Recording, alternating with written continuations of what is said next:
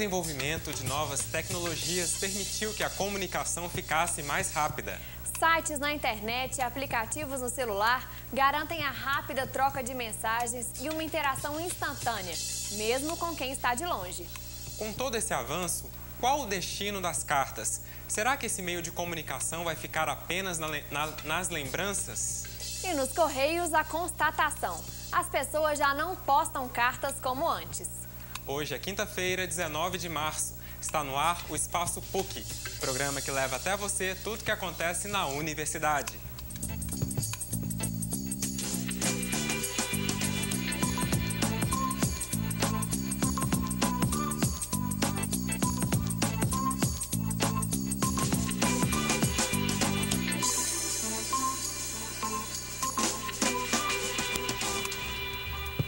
A comunicação nunca esteve tão rápida. Com o celular na mão, dezenas de diálogos são estabelecidos e a transmissão de conteúdos ocorre em uma velocidade impressionante. Com esse avanço constante, muitas relações são criadas virtualmente e novos vínculos são formados através das telas. Nós vamos conhecer a história de um casal que se conheceu online. A nossa equipe foi aos Correios para relembrar a antiga tradição de escrever cartas. E eu também fui conhecer a história de uma jovem que trocava cartas com um idoso que reside em um centro de convivência. Um compartilhava histórias com o outro, mas eles nunca tinham se conhecido. Nós acompanhamos o primeiro encontro deles, que se tornaram amigos pelas cartas. Querida Juliana, quanto tempo? Tudo bem com você? Como foi o seu final de ano? O meu foi muito bom. Teve festa de Natal, ganhei presente e teve um dia que teve cachorro-quente e guaraná. Comi muito. A carta é um dos mais antigos meios de comunicação. Ela permitia que as mensagens viajassem por longas distâncias até chegar ao destinatário. A Certidão do Brasil, escrita por Pero Vaz de Caminha, registra o papel importante das cartas. Não demorou muito para os serviços postais chegarem ao país. E a partir de então, as cartas se tornaram acessíveis à população. Por causa de um projeto da faculdade, Juliana e Otacílio começaram a trocar cartas. Durante 2 anos, eles trocaram experiências e cada um, da sua maneira, se tornou especial na vida do outro. Hoje, essa experiência vai sair do papel. É que a Juliana está chegando para conhecer o Otacílio.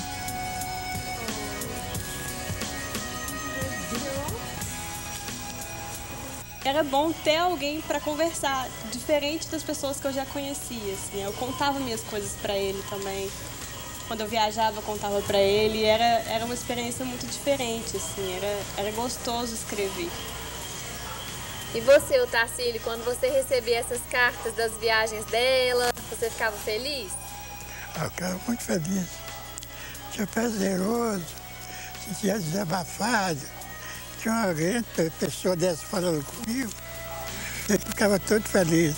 Tinha quem conversava comigo, mandava as cartinhas, e tinha que ler as cartinhas, tanta coisa.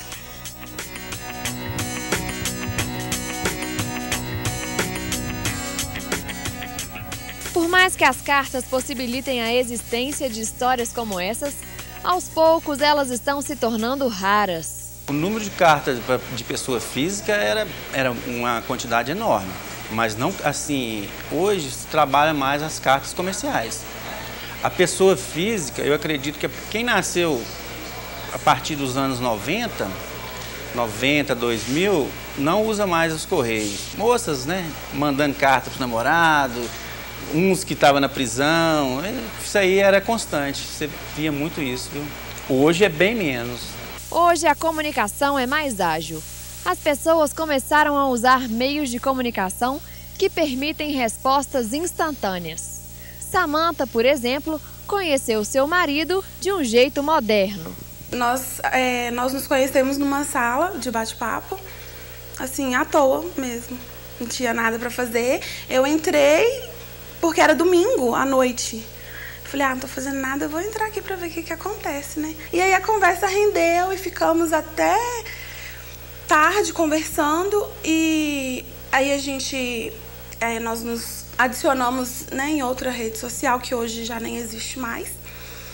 E aí a gente ficou conversando durante uma semana, mais ou menos, trocamos telefone. Aí nós fomos ao shopping, no cinema, e conversamos um pouco.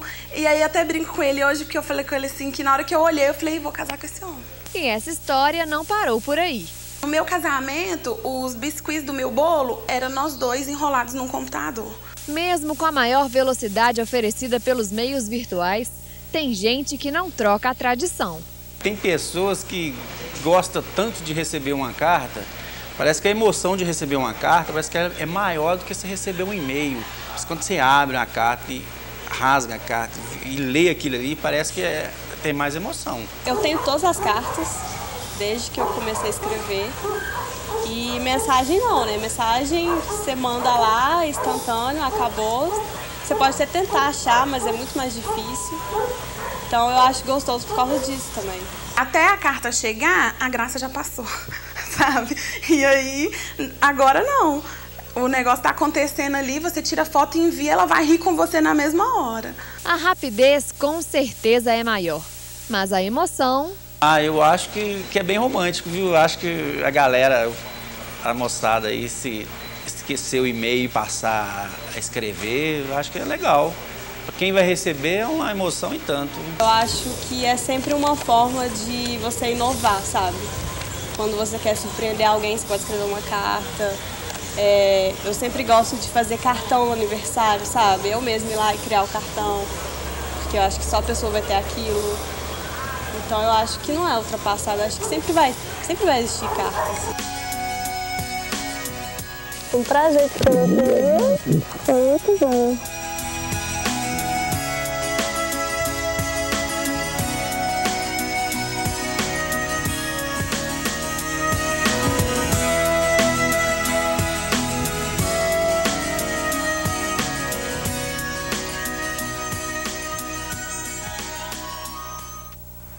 E para falar sobre esse assunto e esclarecer os avanços das tecnologias e redes sociais, recebemos no estúdio do Espaço PUC Caio Giannini, coordenador do curso de produção multimídia da PUC Minas São Gabriel.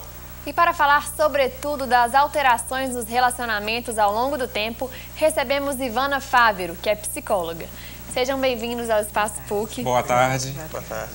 Ivana, primeiro eu gostaria que você esclarecesse para a gente a importância dos relacionamentos na vida do indivíduo. Bom, eles são fundamentais, Maria Helena, porque eles dão às pessoas qualidade de vida. São os nossos relacionamentos, a nossa parte social, quem determina afetos, qualidades, muitas vezes modos de pensar, a nossa sensação importantíssima de pertencer a um grupo e de ter pessoas que nos amam ao nosso redor.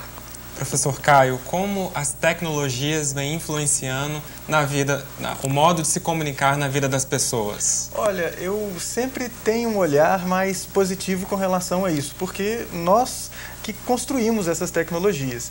Então, um exemplo bem bacana do impacto dessas tecnologias, especialmente agora que a banda larga está amplamente difundida, é o de jovens brasileiros que estão aprendendo inglês com idosos norte-americanos que estão em casas de repouso e querem conversar. Então, eles conversam por bate-papo, com vídeo, e os idosos norte-americanos ensinam os brasileiros a falar português. Então, isso é uma maneira da gente ver que essa proximidade, a criação de vínculos e de relacionamento também pode acontecer com as tecnologias. Elas moldam, a gente molda as tecnologias, né, porque é a gente que as constrói, mas elas também vão acabar moldando o nosso jeito de viver. De uma maneira muito positiva, né? Sim, é sempre legal a gente olhar para esse lado, né? Claro que tem diferentes usos que podem ser feitos das tecnologias digitais interativas, mas é bem fácil a gente perceber o impacto positivo, né? O negativo eu costumo olhar, e aí talvez você vai me ajudar nisso,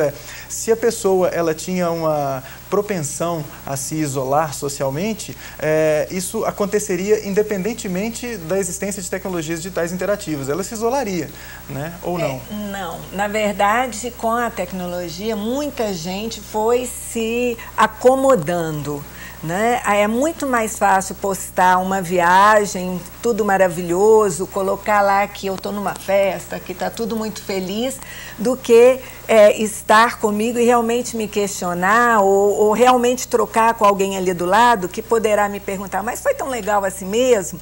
Você está realmente feliz? E aquilo que aconteceu com você, realmente, hoje estou vendo que você está bem.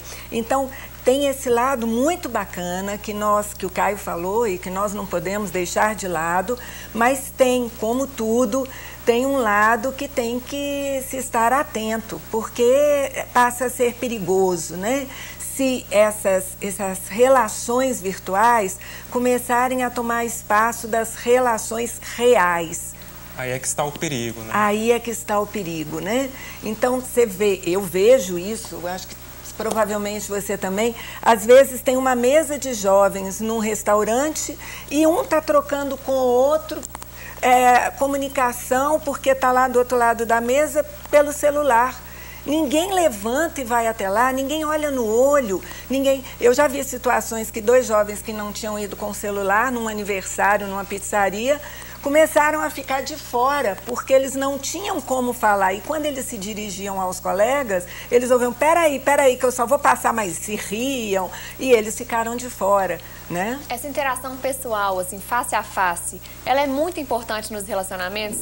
Fundamental. Não existe relacionamento só através dos meios virtuais? Não é que não exista, mas o relacionamento só virtual, ele não mantém, ele não traz para a pessoa o que o relacionamento real traz, o que esse olhar no olho traz, o que o contato físico traz. Se a gente pensar na criança, num bebezinho, se ele for só higienizado e alimentado e não tiver colo, não tiver aperto, não olhar no olho da mãe, ele corre o risco de morrer. E o que nós temos visto no consultório é que chegam muitas vezes jovens que não sabem conversar com o outro, sabem conversar aqui, mas não sabem conversar olhando no outro, não sabem se colocar e se sentem completamente desajeitados e invadidos quando tem que se haver numa relação pessoal. E esse transtorno ganhou até um nome, né? Existe um transtorno, quer dizer, foi nomeado transtorno de ansiedade social, né? Porque muita gente se esconde. É claro, como o Caio falou, quem já tinha uma tendência mais à solidão, vamos dizer, ficou mais à vontade e se escondeu mais. Mas muitas, ainda mais na adolescência, que você tem que experimentar, você tem que correr o risco, você vai ser criticado, você tem que se colocar perante os outros, a sociedade, seus pais. Muito adolescente tem se escondido e tem evitado vivenciar em função da facilidade do virtual. O papo está muito bom, mas a gente vai fazer um rápido intervalo e daqui a pouco a gente está de volta. Não saia daí. Sim.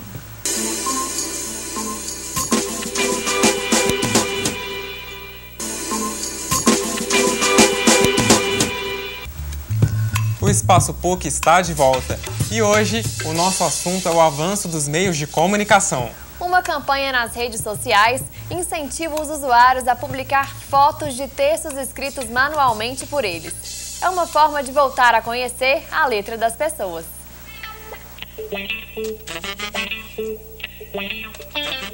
Uma coisa que a gente não conhece mais: a letra das pessoas. Essa é a justificativa da nova campanha que faz sucesso nas redes sociais e incentiva os internautas a mostrarem as suas caligrafias. A hashtag A Letra das Pessoas contagiou o Facebook, o Twitter e o Instagram. A campanha começou sem querer, quando a carioca Clarinha Gomes se deparou com uma lista de compras de uma amiga e percebeu que mesmo as pessoas próximas não reconhecem as suas letras. Quem estava acostumado a usar o teclado teve que usar papel e caneta para participar da corrente.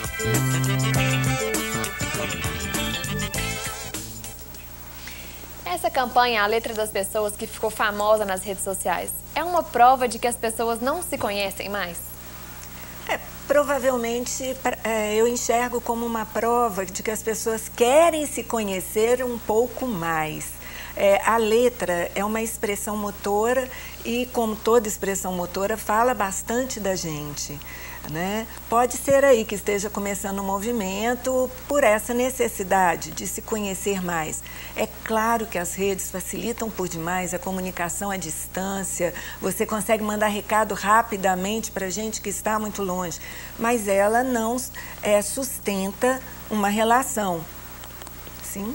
Eu acho que talvez pelo meu meio de trabalho eu não vejo isso como uma coisa de as pessoas não se conhecem mais, porque o que a gente consegue enxergar, olhando as redes, é que por meio dessas plataformas sociais, a gente acaba fazendo contato e criando vínculos com muito mais pessoas do que aquelas que estão fisicamente ao nosso alcance. Essas que estão fisicamente ao nosso alcance, a gente tem sempre um vínculo e sempre troca mensagens, uma lista de compras, um bilhete, um recado. O papel, ele não está aniquilado da vida, a gente usa o papel bastante. Então, das pessoas mais próximas, a gente sim conhece as letras e conhece e sabe como é que as pessoas se comportam e como é que a coisa acontece. O que a gente vê o que eu vejo por esse tipo de iniciativa é que a gente tem tantos outros vínculos que a gente fica curioso e gostaria de ver como é que são as letras dessas pessoas, né? Mas das pessoas que estão próximas no nosso convívio social, a gente continua vendo essas letras. Eu não acho que assim, a gente tem que ser menos saudosista. Assim, né? Professor, e para qual direção caminham as novas formas de interação virtual? Olha, a gente tem que parar de separar o que é digital do que não é digital, o online do offline. A gente está num momento pós isso daí. A gente vê nos bares, a gente vê nas festas, no convívio, essa troca de mensagens, e uma coisa que pode estar acontecendo é envolver outras pessoas que não estão naquele ambiente, naquela conversa, envolver outros assuntos, enriquecer o assunto. Então, eu acho que a gente tem que parar de imaginar que existe um momento de entrar e um momento de sair. A gente está. E, feliz ou infelizmente, é muito difícil que essa situação se altere. A gente vai cada vez mais estar presente na internet e no nosso convívio físico palpável ao mesmo tempo. Então, a gente tem que aprender a conviver com isso. Acho que você falou a palavra importante, a conviver e a coordenar isso na vida de cada um, né? Porque hoje, no consultório, eu vejo muita gente com transtorno de ansiedade em geral, porque não dá conta de ficar sem o celular ligado, não dá conta de deixar de olhar na hora o que significa isso, aquilo, fazer pesquisa. Hoje, até para médico está difícil. Se te dá um diagnóstico, você vai lá, busca e é capaz de discutir em cima do que está ali. Quer dizer, é interessante ter a informação? É interessante sim, mas existem outras formas e você tem que adequar isso para que continue positivo na sua vida, né? Essa ansiedade, ela também vem pela aceleração da velocidade. Sim. Porque antes a gente realmente, como a gente viu na matéria, tinha que esperar o carteiro entregar a carta. E agora aconteceu, já enviou a mensagem, né? Tudo muito imediato, né? O que dificulta muito em lidar, em aprender até muito, o que eu estou dizendo, é porque nas relações nós vamos aprendendo, inclusive, a lidar com a frustração. Então, é tudo tão rápido que até se frustrar começa a ficar difícil. E vai aprender a se frustrar. E aí começa a gerar ansiedades e vai num crescente até gerar realmente um transtorno. Não é que é ruim ou bom, precisa ser... encontrar um lugar dosado, um lugar mais adequado na vida de cada um. Hoje eu observo muito pessoas que desligam o celular quando estão já está ficando meio comum. Agora entra todo mundo para esse ambiente sem celular, todo mundo desliga. Quer dizer, as pessoas começaram a sentir uma necessidade de ficar offline, vamos dizer assim. Inclusive, há restrições em muitos ambientes, né? Não se pode usar o celular, justamente para não interromper essas interações. Outro dia eu vi numa festinha de 13 anos que a minha filha foi pedido, a aniversariante pediu na hora que entravam para que todos deixassem o celular do lado. E todos deixaram e chegaram a questionar o que eles iam fazer ali. Sem o celular. Sem o celular. Mas tiveram que se virar. Professor, e na sala de aula, você que tem esse contato diário, como o senhor faz para prender a atenção dos alunos que estão distraídos teclando no celular? Olha, é um desafio, mas é um desafio que a gente que trabalha em sala de aula está postergando muito a lidar, porque não é uma coisa recente. O Manuel Castells já levanta isso já há um bom tempo, essa discussão de que esse modelo de sala de aula ele está se tornando obsoleto, porque a sala de aula não deve servir para a gente simplesmente transmitir uma informação. A informação já está na internet. A sala de aula deve servir para outro tipo de forma de interação.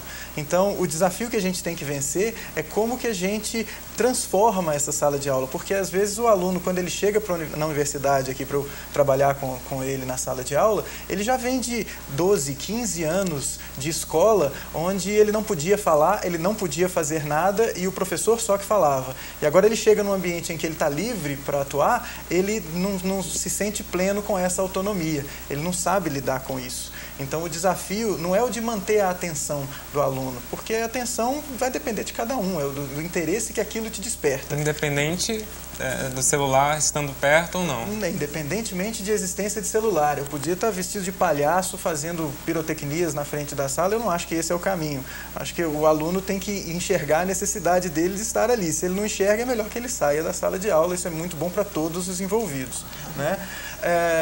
Mas o desafio verdadeiro é fazer com que o aluno ele entenda o seu papel de protagonista no processo e traga as dúvidas e traga os questionamentos, porque se ele ficar ali passivo apenas assistindo uma aula, qual a diferença de eu estar lá fisicamente ou estar um vídeo sendo projetado da minha aula? Então é legal que exista o diálogo. Então, tendo celular, não tendo celular, laptop conectado, tablet, isso aí é indiferente. O que é legal é ter essa vontade de discutir, de trazer as dúvidas e conversar sobre elas. É participar da aula. Participar efetivamente. E aí fica muito difícil se estiver teclando e conversando. Exato. E trazendo, porque realmente fica...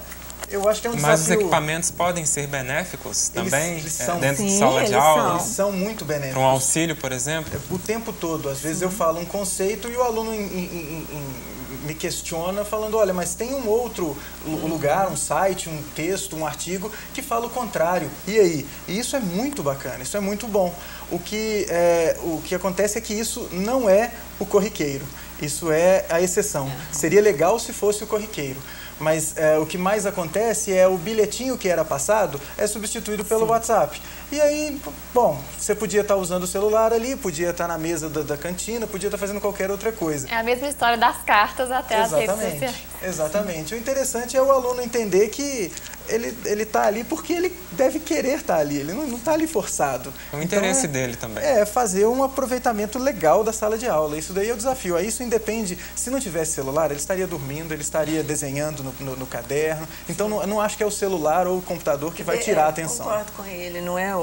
Né? É claro que provavelmente você não vai deixar que fiquem trocando mensagens ali, como ninguém deixaria um bilhetinho se fosse o caso, mas é realmente mau uso ali na sala de aula. E para onde caminham os novos meios de comunicação? Será que daqui a pouco vai ter um holograma na nossa frente? Você acha que tem mais para caminhar? Eu acho que se melhorar a forma de transmitir uma mensagem vai ser muito bem-vindo.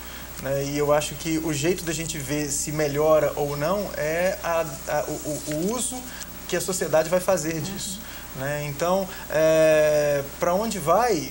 Para onde a pesquisa está levando? É a comunicação por vídeo, em tempo real, com mais facilidade, troca de arquivos, de mais peso, né? E isso daí a gente tem visto que vai alterar o jeito da gente consumir informação e transmitir informação. E eu vejo como algo muito bacana, eu vejo sempre com bons olhos isso daí. E para encerrar, gostaria rapidamente que vocês falassem como adaptar esses relacionamentos daqui para frente, para que eles não fiquem não tão distantes, mas cada vez se aproximem. Misturar o online e o offline. Acho que você disse tudo, o online é muito interessante, o Caio colocou muito bem onde isso pode ser interessante, ampliar, conhecer, trocar, aprender, né? Mas nunca vai deixar de ter um valor enorme, um abraço, um olhar, um beijo, o compartilhar, olhando junto. E a gente entender que existem momentos para as coisas e canais para as coisas, né? Então é adequar a mensagem que você quer passar e utilizar o canal mais adequado para essa mensagem ser transmitida. Aí está tudo resolvido. Ok, gostaríamos então de agradecer a participação, doutora Ivana, professor Muito Caio, obrigada. muito obrigado. Até a próxima. Sim. Esta edição do Espaço PUC fica por aqui.